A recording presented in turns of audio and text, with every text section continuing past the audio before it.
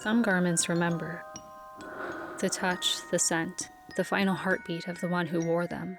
Some stories are stitched into the seams and refuse to die.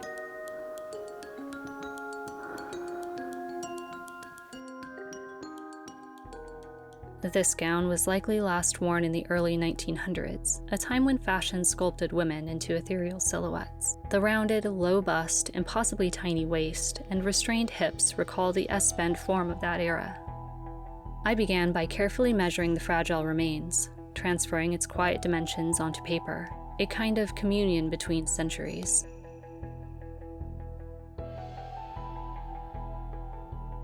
The bodice was lined with a tightly woven cotton, faintly lustrous as if it still remembered candlelight.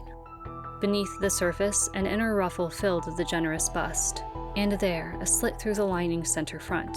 Perhaps an alteration, perhaps a secret, perhaps the ghost of a seamstress's intent. A whisper we'll never fully decipher.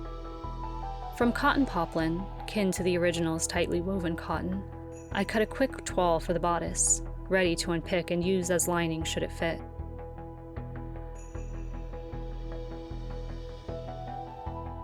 The neckline spreads wide, the 2.5-inch straps pleated down to 1.5 inches. Eerily, I find myself the same size as the woman who once wore it, as though the dress had been waiting.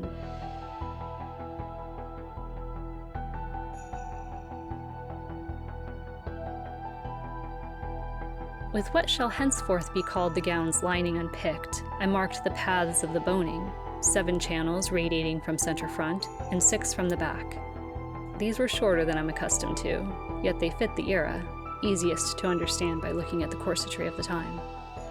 The body of the extant gown is fashioned from paper-thin silk, now fractured and brittle, its sheen eaten away by the heavy metals once used to weight it. The consistent transparency tells a strange tale, that it was sheer from the beginning, peculiar for the era even considering the modesty of the layers that would sit beneath. The original skirt was cut from 4 panels beginning at the rib cage, flaring outward at the hem joined by delicate faggoting stitches. At the sweep of the hem, extra gores were pieced. Maybe alterations, maybe necessity, or maybe some cunning spell to lend just the right fullness at the hem. I chose silk chiffon for my recreation, the most devilish of fabrics, but with a drape akin to the original, perhaps heavier and certainly more transparent. I cut my skirt as continuous panels, though one day I'll piece one as before and compare the two, a conversation with history. There are many tricks for taming chiffon: rotary cutters, tissue backing, charms against the shifting grain line. I favor stillness, sharp shears, a marker that glides like breath, and patience. The center back seam of the antique gown was sewn closed to the waist, then became faggoting. Not elegant, but profoundly human. Such imperfections are where the maker breathes through time. I cut my center back along the selvage, a small mortal mercy to avoid finishing the seam. I laid the bodice lining to the chiffon, wrong sides together, and basted them within the seam allowance, treating the two as one.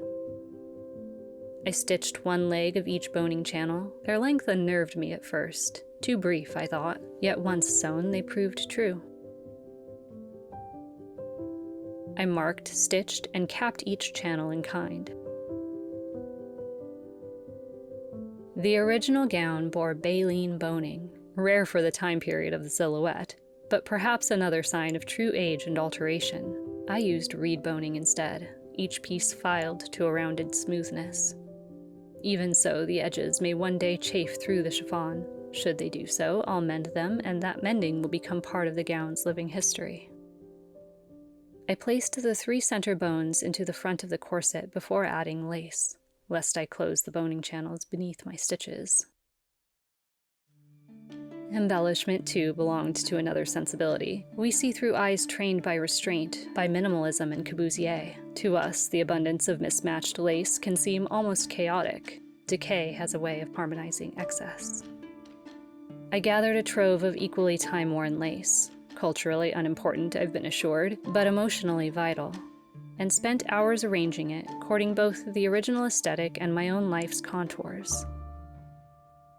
One strangely shaped piece, part of another gown, still carried threads from its original stitching. It fit the bodice's center front perfectly. I prefer not to cut vintage lace. Each length is a survivor. Using the smallest needle I could coax a thread through, I stitched it by hand, securing loose fragments of net as I went.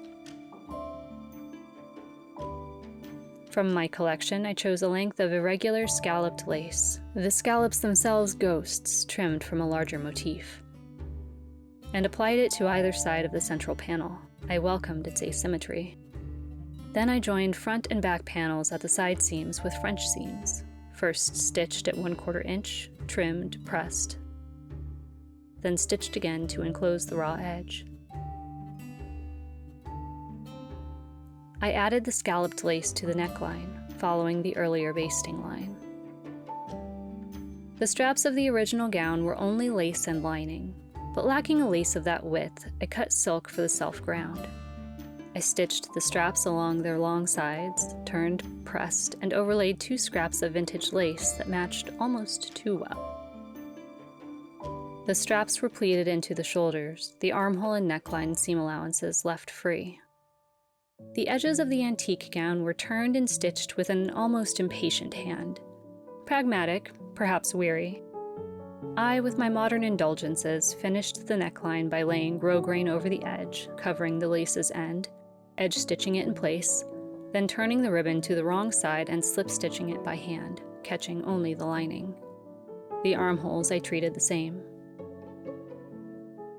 The skirt panels, the skirt, were a labor of love or torment. Cut nearly on the bias, the chiffon frayed and warped like something alive. To tame it, I stay-stitched each side at 1/4 inch, holding the fabric as one might a trembling bird.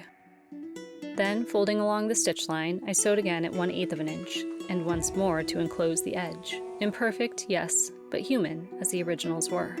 Chiffon never yields perfection, but practice may, in time. For the faggoting insertion seams, I chose 4 strands of fine viscose yarn, testing weights until the stitch sang. The process is simple, though it feels like ritual. Bringing the needle through one side, looping up and over like a spell of binding, I followed the existing hem stitches as guides, imperfect as they were. When one thread ended, I anchored the next with a small black crystal zircon bead, a dark star weighting the seam. Steps like these, though but one stage of a gown, consume days. Time becomes pliable under needle and thread. Several days later, I boned the rest of the bodice and joined skirt to bodice, right sides together. Only to decide the skirt should lap over the bodice instead. I restitched wrong side of skirt to right side of bodice, aligning them in their proper marriage. Over the waist seam, I laid a wide piece of lace, its lower edge free to veil the seam below. I stitched it by hand, content to let the faint trace of raw edges shimmer beneath.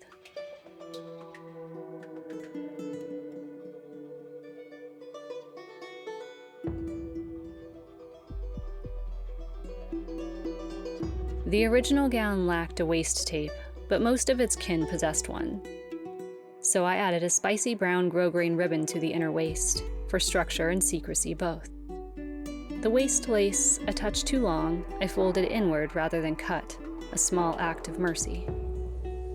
I prick-stitched the grosgrain in place by hand.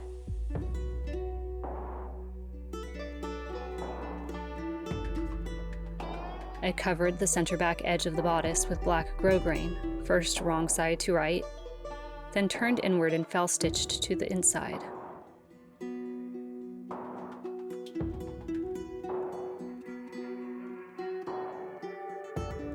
I closed the center back skirt seam, leaving a 5-inch gap below the bodice, and since I had cut along the selvage, no further finishing was needed.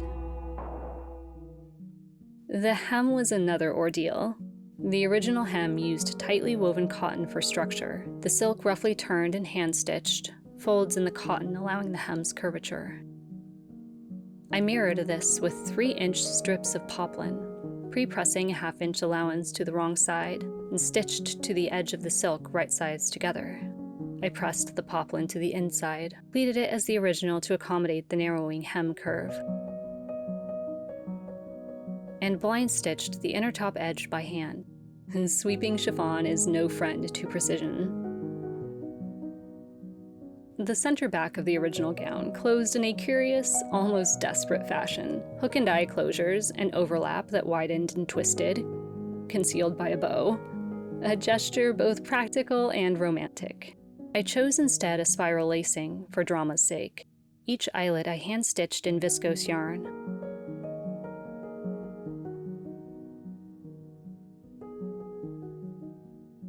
When at last the gown stood whole before me, I added more lace and beads, letting the bodice crumble and bloom, part ruin, part resurrection. I laced the back with silk ribbon, a spiral inching down the spine.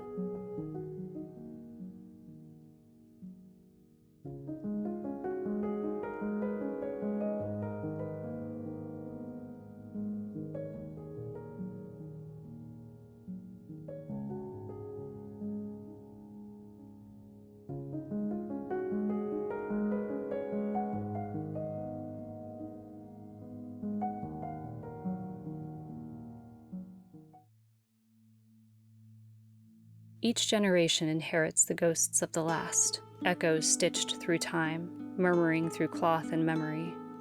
We are all haunted, by beauty, by loss, by the lives our hands recall without remembering. If you've watched this far, thank you for keeping these ghosts company. Leave a sign of life, a thumb, a word, a whisper, and subscribe if you too believe every garment is a story still unfolding. There is another piece of this ensemble to come, another tale to tell. Until then, farewell.